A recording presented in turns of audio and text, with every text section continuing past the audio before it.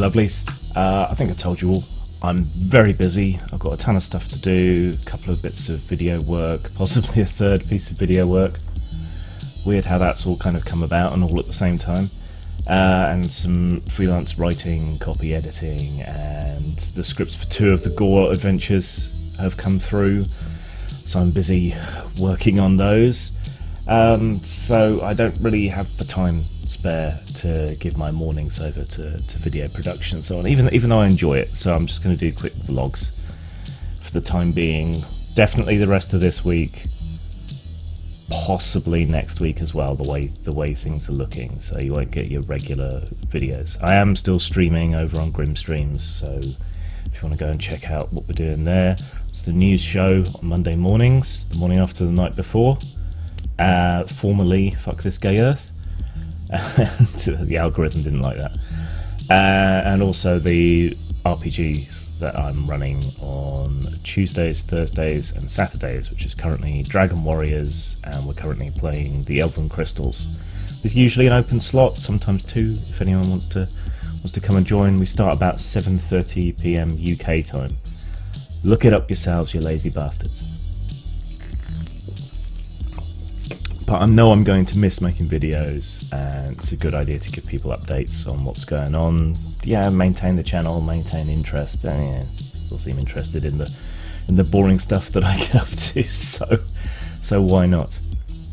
Yeah, so these 2 Gore adventures, one of them is set in Tarnberg and is yet more of the kind of thread theme that I've got running through the published Gore adventures of the ongoing Cold War between the Priest Kings and the Kerr.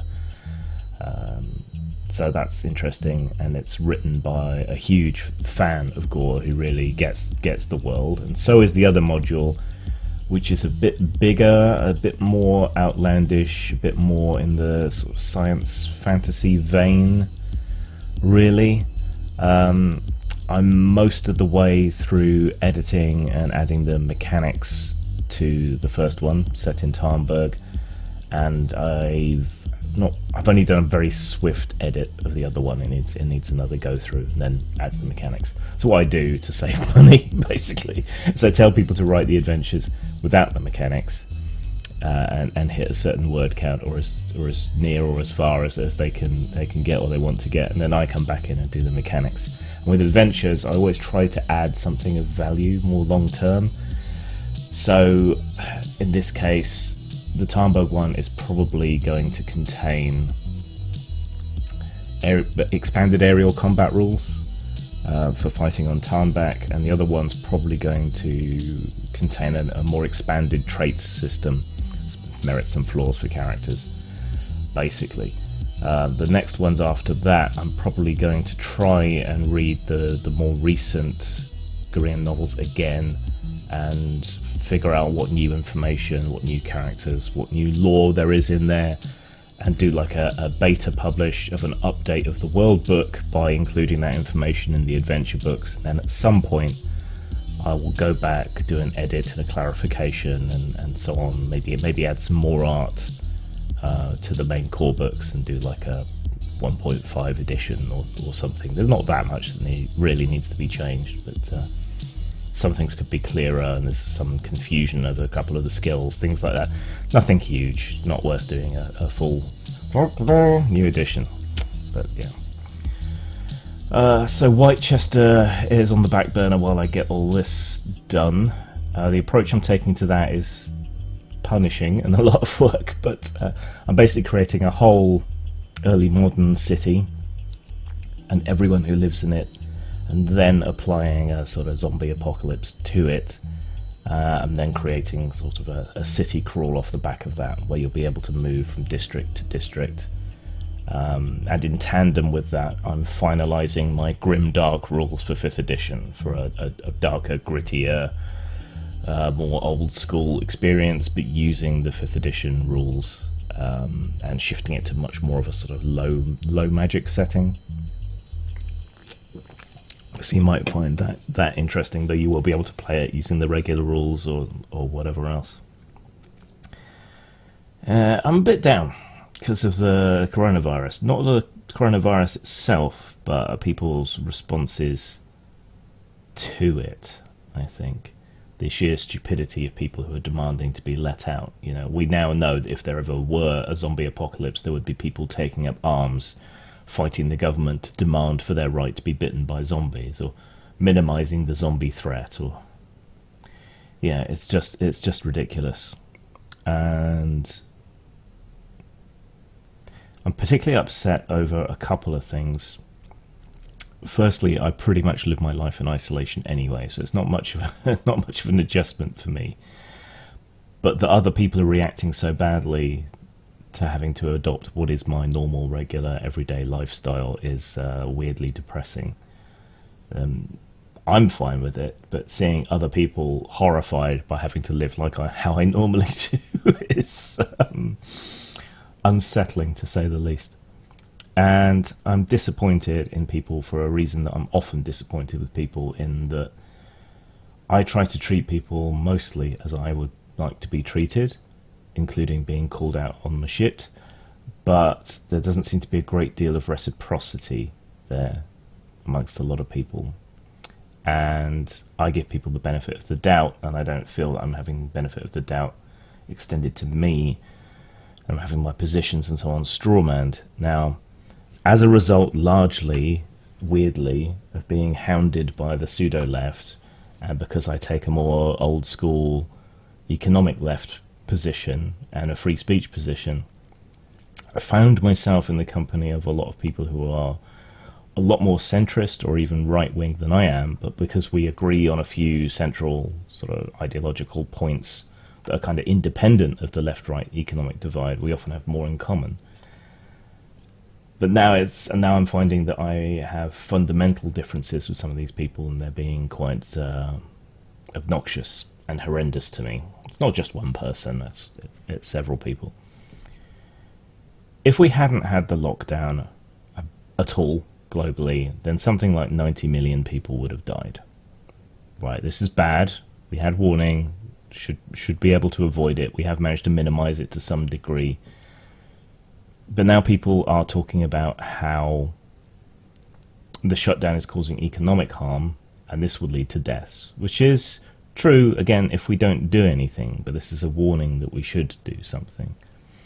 And a lot of these people are right-wing libertarian types who normally don't care. Poverty isn't something new. Recessions and depressions and austerity isn't anything new, particularly here in the UK, where we haven't even come out of a decade of it already. There's precious little care about these people in these situations then, but now, because they're inconvenienced by the shutdown, because they might be put into the same sort of position that a lot of other people have been for a very long time, now suddenly they care. Now, it is accurate. There is a UN report that says 150 million people could die from extreme poverty globally over the next few years as a result of the impact of coronavirus. It doesn't have to be that way. It's a warning, just like the coronavirus was a warning.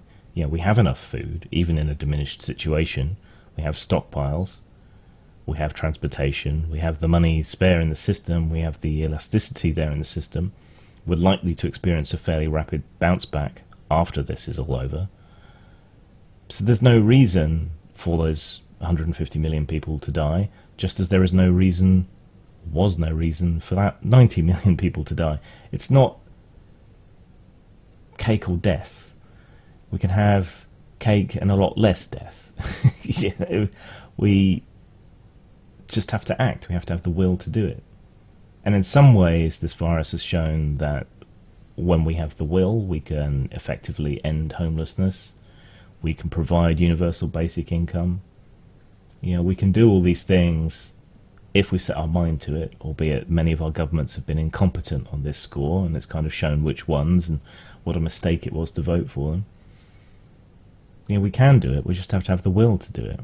And some people would rather just go back to the status quo and sacrifice thousands, even millions of people to get back to the status quo. It doesn't have to be like that. There's a profound lack of imagination there. But I'm finding this incredibly depressing because It's the way a lot of people are acting, and it's not just a minority that appears on the media. It's plenty of people. The way people are acting is demonstrative that a lot of people just don't want a better world. They especially don't want a better world if it would only come about through the enacting of some ideology that they don't share. They would rather burn than have everyone be better off. There's people complaining about this was unbelievable. So in the UK, we're instituting a £60,000 bonus payout to families if one of their members is sort of frontline medical staff, catches the virus and dies. This isn't tested in any way, shape or form. Just if your if your family member is medical staff and dies of complications from corona while they've been working in hospitals, you get 60 grand as a family from the government. It's not actually a lot, right? It's 2 years average salary. But there are right-wing people on Twitter and elsewhere complaining that because this isn't tested in any way, it's going to go to people that don't deserve it, or medical practitioners who may have died of the coronavirus but didn't contract it at work, but in fact were going out and standing on bridges and clapping and things like that. So, there's this streak in a certain element of humanity that would rather see people punished than see a handful of undeserving people be rewarded. They'd rather see everybody under suspicion and punishment than see plenty of innocent people benefit.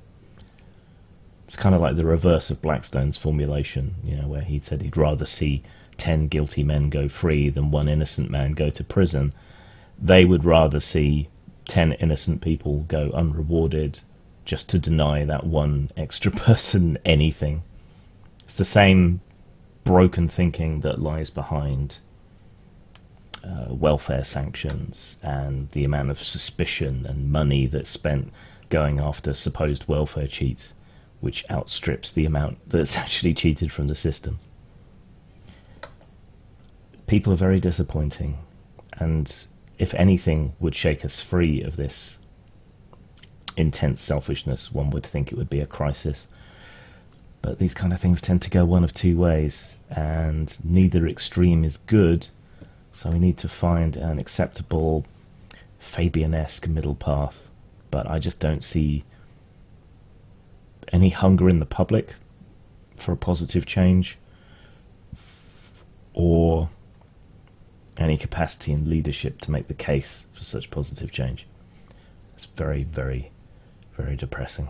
So I'm going to go and immerse myself in a fantasy world for the rest of the day, where men are real men, women are real women, and Thalarians are real Thalarians. Zang.